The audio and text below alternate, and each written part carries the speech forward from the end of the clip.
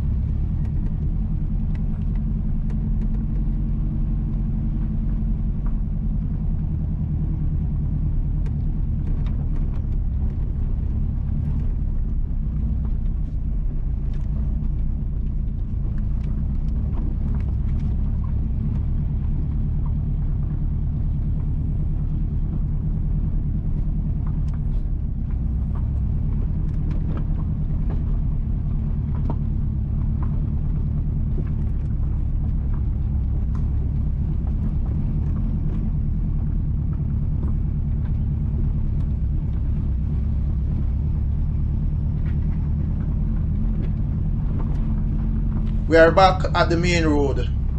Going right will take you to Boyne Park, Jackson, Castlemaine, Silver Spring, Mile Gully, Dressicky, and other places.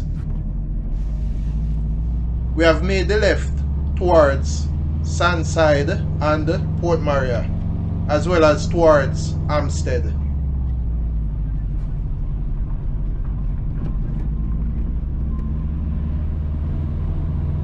Please remember to subscribe to In Jamaica. Give us a like and share, and thank you all for watching.